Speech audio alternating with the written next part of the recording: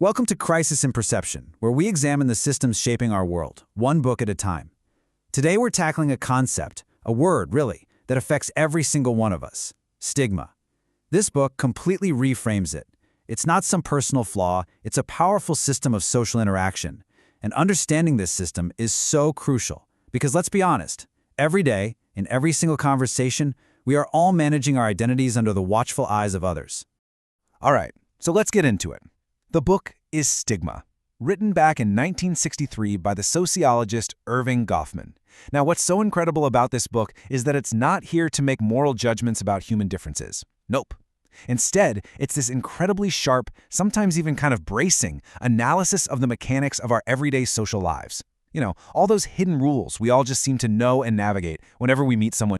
So Goffman kicks things off with an idea that, well, it might feel a little uncomfortable. And it's this: every single social encounter is a kind of test.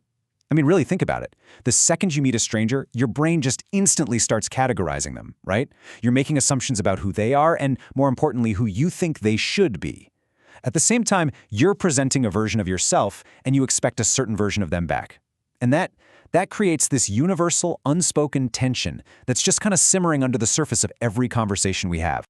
Okay, so if that's the setup, then where does stigma actually come from? This is where Goffman's insight is just so brilliant.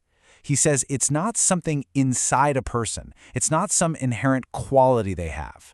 No, stigma is born in a gap between our expectations and the actual reality. Let's break down that gap. On one side, you've got what he calls our virtual social identity. The easiest way to think about this is it's the template. It's the character we expect someone to be based on all the social categories and stereotypes we have floating around in our heads. It's the person we're anticipating we're about to meet.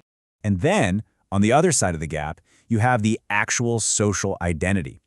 And this is just what it sounds like. It's who the person really is, the sum of all their real traits, their actual history, the attributes that, could actually be proven to exist.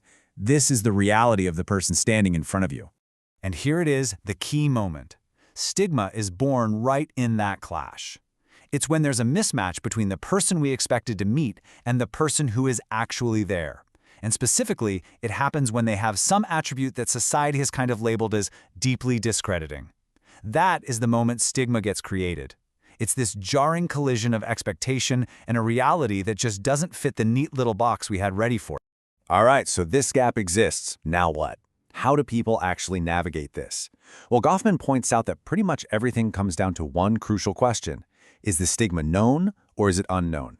And that one single distinction splits the entire experience into two totally different realities.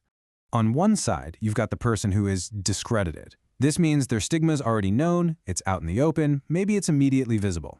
Their main challenge isn't hiding anything, right? It's all about managing the social tension their presence might create in a room. But then, on the other side, you have the person who is discreditable. Their stigma is a secret. It's hidden. For them, their entire social life becomes a game of information management. It's all about who knows, who can I not let find out, and how in the world do I keep this secret safe? Now, to really get a handle on how all of this plays out in real life, Goffman gives us this really powerful and probably familiar metaphor. That identity gap we were just talking about, he says that becomes the central plot. And to manage it, he asks us to picture our social lives not just as, a series of interactions, but as a full-blown performance. And this quote just nails it, doesn't it? Social life is a performance. We are all actors on a stage, constantly trying to manage the impressions we're giving off to other people.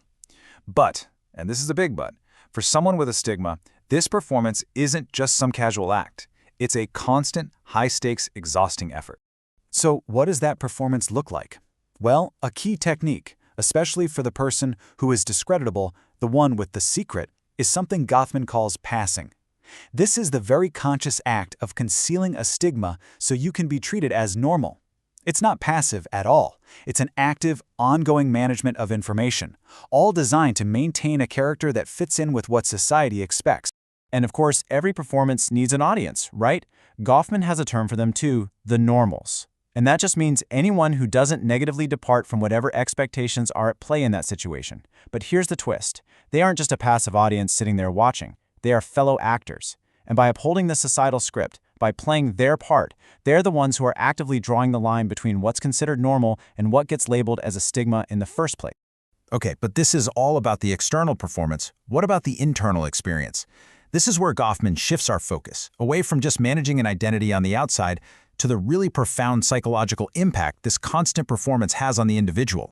This quote, which comes from one of Goffman's sources, just captures it so powerfully.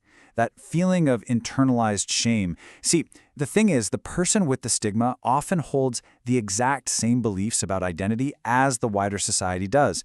So when they look at themselves, but they're looking through society's eyes, they can feel this deep, crushing sense of falling short. And this leads to this really fascinating and honestly kind of tragic concept that Goffman calls phantom normalcy. He points out that in order to be seen as making a good adjustment, the person with the stigma has to walk this impossible tightrope. On one hand, they're expected to just cheerfully accept themselves, but at the very same time, they have to carefully, constantly avoid any situation where their presence might make the so-called normals feel uncomfortable. What does this create? It creates this fragile, totally conditional illusion of belonging. A phantom of normalcy. So after all this, what's the big takeaway from Goffman's work? Well, what he really gives us is a completely new lens, a new way to see the hidden structures that are governing our social lives every single day. Because, in the end, maybe Goffman's most profound insight is this. Stigma isn't a thing that someone has. It's not a person, it's a perspective. It's all about the relationship between a particular attribute and a particular stereotype. It's a social process, a performance that, let's face it, we are all involved in some way or another, shaped by this incredibly powerful, invisible force of social expectation. It really leaves us with a critical question, doesn't it? If we're all actors in this play, what role are we choosing to perform? For the full long-form deep dive into this book and its ideas, follow the link in the description. If you enjoy this kind of systems-level analysis, please like, subscribe, and comment with books or topics you'd like us to explore next.